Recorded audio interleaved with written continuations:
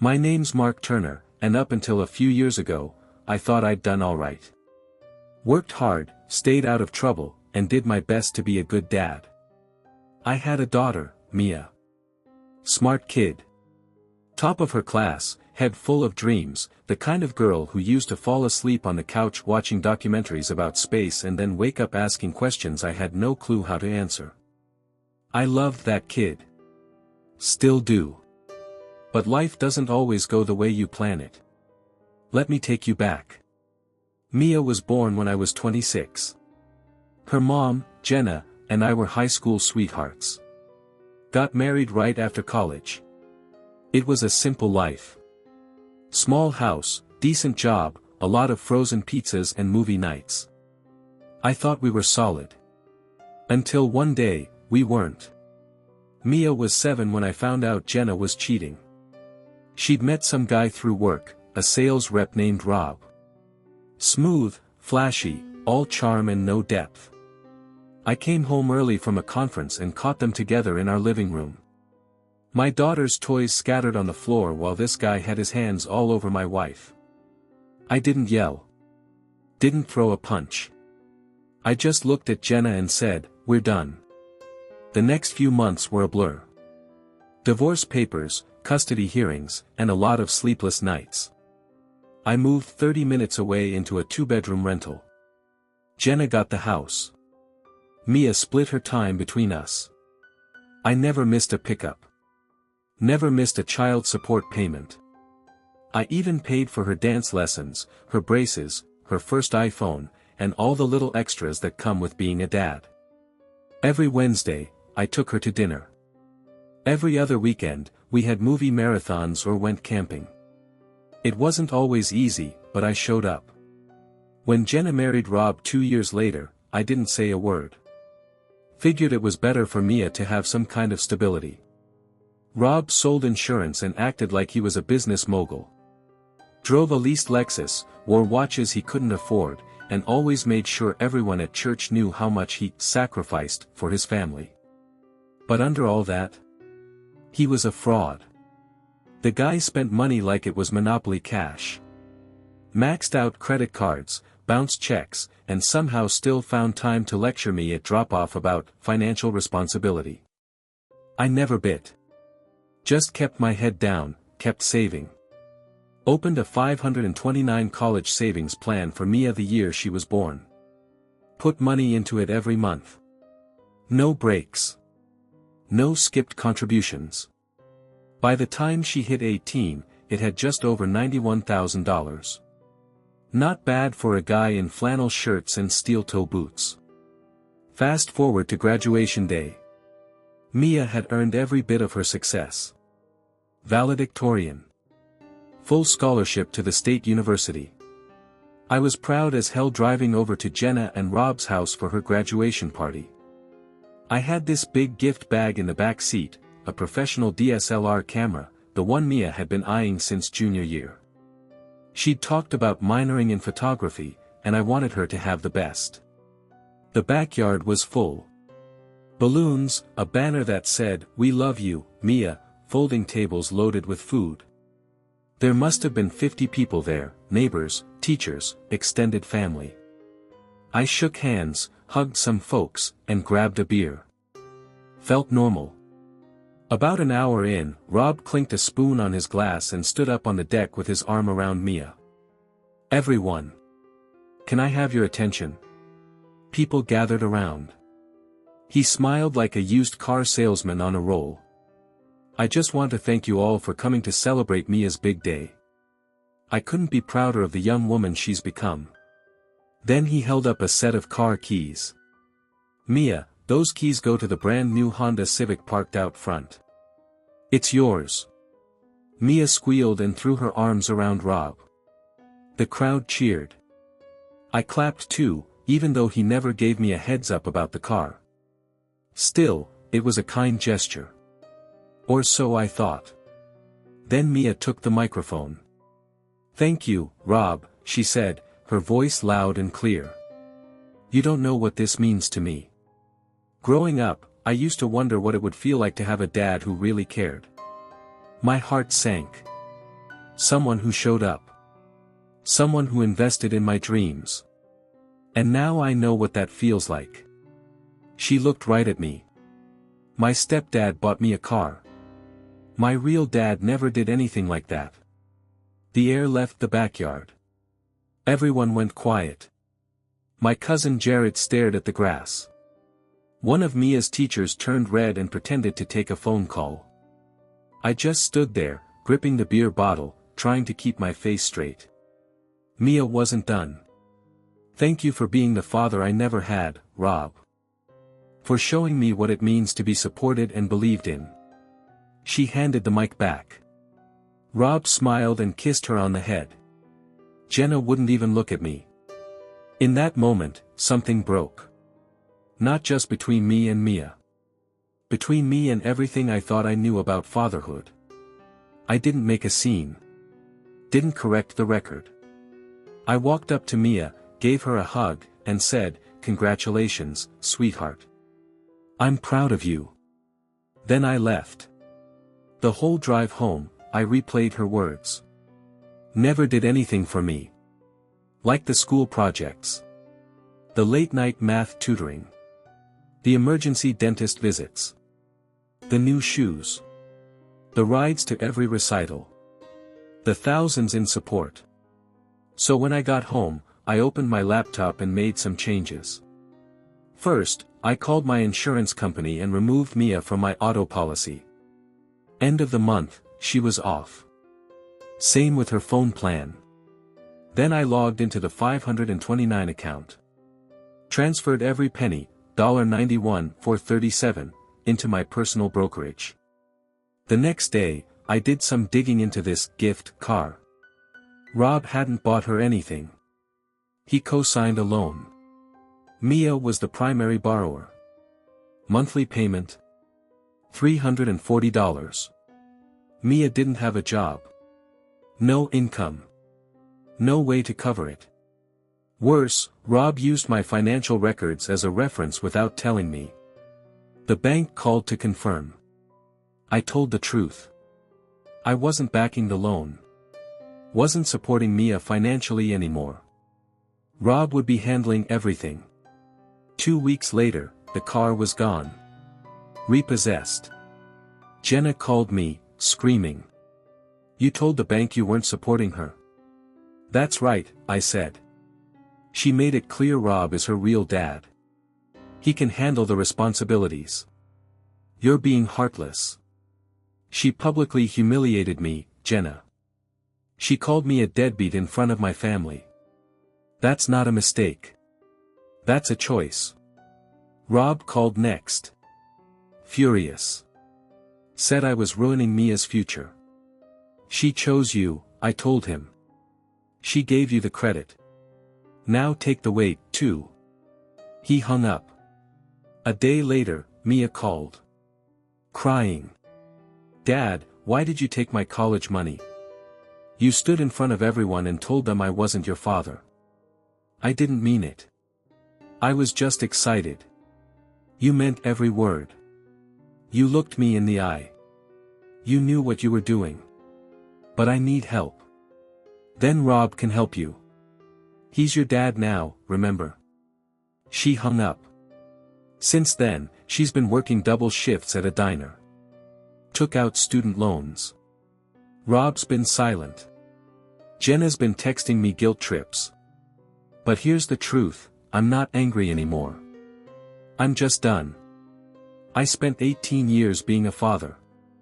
I don't owe anyone proof. The record speaks for itself. And the $91,000.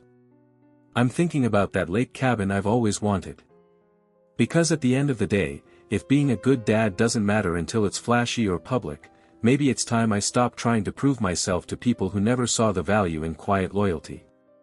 Mia made her choice. Now she lives with it. It was around late October when I heard a knock on my door. Not a text. Not a call. A knock. I opened it and there she was, Mia. Her hair was tied back in a loose bun, dark circles under her eyes, her work uniform smelling faintly of fries and dish soap. She looked smaller than I remembered, like the weight of the world had finally settled on her shoulders. "Hi," she said, voice barely above a whisper. I nodded. "Hey." We stood in silence for a moment. Then she asked, "Can I come in?" I stepped aside and let her. She didn't go to the couch. Didn't sit at the table. Just hovered near the doorway, arms folded tight across her chest like she was bracing for something. "I'm not here to fight," she said. I wanted to say I'm sorry. I didn't respond. Just waited. She swallowed. "That speech, I didn't write it to hurt you. I was nervous. Rob told me to say something nice about him and I don't know, I got caught up in the moment. I didn't think it would blow up like this." I finally spoke. "You looked me in the eye, Mia. Said I never did anything for you." She flinched. "I know. And I was wrong." The words hung there. I could feel their weight. But part of me didn't trust them. Maybe it was too soon. Maybe it was too little. "I've been working every day," she continued. "I come home and crash on this futon at my friend's apartment. I'm behind on rent. My credit's wrecked. And Rob? He stopped returning my calls a month ago. That didn't surprise me. I'm not here to ask for money," she added quickly. I needed you to know I see it now. Everything you did. Every pickup, every scraped knee, every time you sat through those terrible middle school recitals without complaining. I remember it all. I was just too wrapped up in feeling like I missed something, to see what I had." I looked at her. And for a second, she was 7 again, curled up next to me in a blanket fort, asking if stars could burn out. "I never stopped loving you," I said quietly. Her eyes filled with tears. "But love doesn't mean there aren't consequences," I added. She nodded slowly. "I know." I walked to the kitchen and poured us both a glass of water. Handed her one. "I'm not moving the money back," I said. "That's not revenge. That's just finally thinking about myself for once." She bit her lip but said nothing. "You want help? I'll give you something better than a check. I'll help you find a part-time internship that builds toward your career. I'll teach you how to budget. I'll even match every dollar you save on your own. But I'm not carrying anyone anymore. Not you. Not Jenna. Not Rob. I did my tour." She smiled, just a little, and for the first time in months, I saw a flicker of the girl I remembered. "Deal," she whispered. That night, after she left, I sat on the porch with a blanket around my shoulders, staring at the stars. Maybe they could burn out. But sometimes, if you're lucky, they spark again. It's been about 7 months since that knock on my door. Since Mia stood in front of me, broken but honest, asking not for money, but for a second chance to get it right. True to my word, I didn't transfer the college money back. But I held up my end of the deal. I helped her put together a decent resume. We talked through her interests, communications, maybe journalism.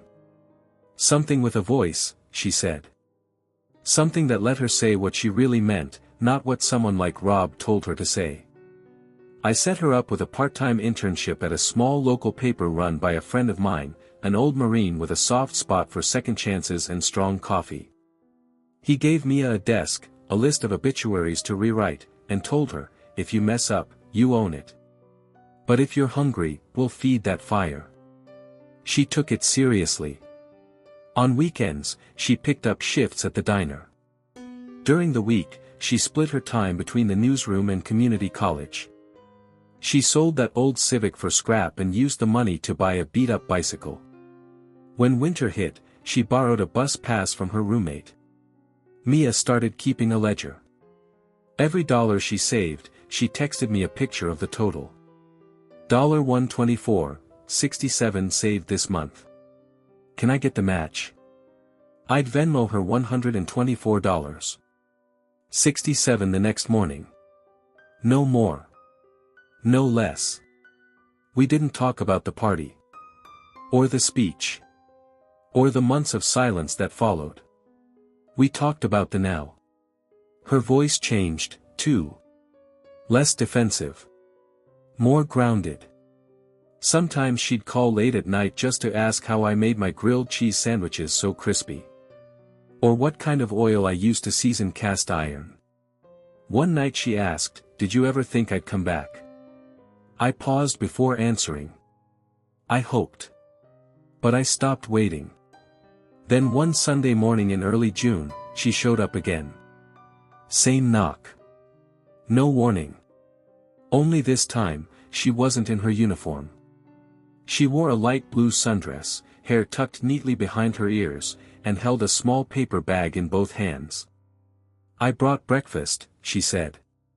We sat at the kitchen table eating egg sandwiches she'd made herself, chatting about an article she was writing on local war veterans. She asked if I still had Grandpa's old service medals.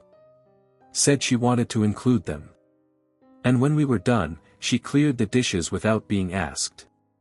Before she left, she reached into her bag and pulled out a framed photo. It was one of us, taken years ago at a campsite.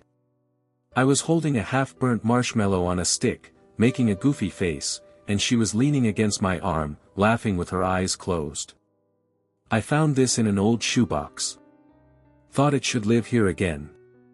I took it. Stared at it for a long moment. Then set it on the mantel. "I made a lot of mistakes," she said, voice soft. "But I want to earn back your trust. Not just ask for it." I nodded. "You're on the right path." As she walked back to the bus stop, I stood by the window and watched. She didn't look back. But I smiled. Because she didn't need to. 2 weeks into July, I packed up and finally did it. I drove north to that lake cabin I'd been daydreaming about for years. A little 2-bedroom tucked between the pines near Whispering Lake. Nothing fancy, just hardwood floors, a fire pit out back, and the kind of silence that wraps around your shoulders like an old coat. I didn't bring much. A duffel bag, a box of books I'd been meaning to read since '09, and a cooler full of beer and sandwich meat. The place had spotty cell service, which, to me, was a feature, not a flaw. The first few nights were pure stillness. I'd sit out on the porch with a fishing rod propped against the railing, listening to the wind slice through the trees. No calls. No drama. Just loons calling in the dark and the occasional hum of a faraway motorboat. Then one afternoon, just before sunset, my phone lit up. "Mia, can I come up for the weekend?" "Just me." "No drama." "I'll bring marshmallows." I stared at the message for a long time. Then typed back, "Bring hot dogs too." She showed up Saturday morning with a backpack and a bag of groceries. No makeup. No pretense. Just her. Real. I helped her unload, then we walked the edge of the lake, barefoot and quiet. "I needed a break from the city," she said. "From Jenna too." That caught my attention. I hadn't heard Mia mention her mom in a while.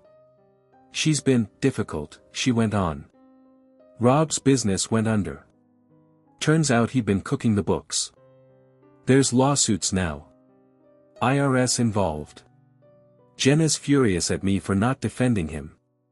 I raised an eyebrow. "Defending him?" She said I embarrassed him by not paying the car loan. That I should have taken out more loans to cover school. That if I hadn't gone off the rails and turned my back on family, things wouldn't be so hard. I shook my head. She never learned the difference between family and fantasy. Mia chuckled, but it was sadder than funny. "You know the last thing Rob said to me? If I'm not your real dad, don't expect me to clean up your mess." Then he blocked me. That sounded about right. We grilled that night. Hot dogs and marshmallows. Mia burned hers black like she always used to. We didn't talk about Rob or Jenna after that. Just life. Writing. Her plans to transfer next fall to a state college up north, closer to the woods, she said. You gonna let me visit this place once in a while, she asked. It's yours too, I replied. The next morning, we built a fire and watched the lake steam in the sun. She leaned back in her chair and looked over at me. I don't think I ever told you this, she said. But you were the reason I even believed I could be something. You were always steady. You never left, even when I tried to push you away. I didn't say anything for a second. Just stared at the fire. Then I said, you don't owe me for that. That's what being a dad is. Showing up, even when they don't clap for you. She nodded. Still, thank you. Before she left that afternoon, she took out her phone, snapped a photo of the lake, and said, I want to remember this version of us. The quiet kind. As she pulled away, backpack slung over her shoulder, I thought about all the years I spent waiting for a moment like this, one that didn't come with applause or recognition, but something better. Understanding. Mia still has a long road ahead. So do I. But it's no longer a road walked alone. And for the first time in years, I'm not holding on to bitterness. Just a fishing pole, a cold drink, and the kind of peace you only find after you've let go of the people who never deserved to stay.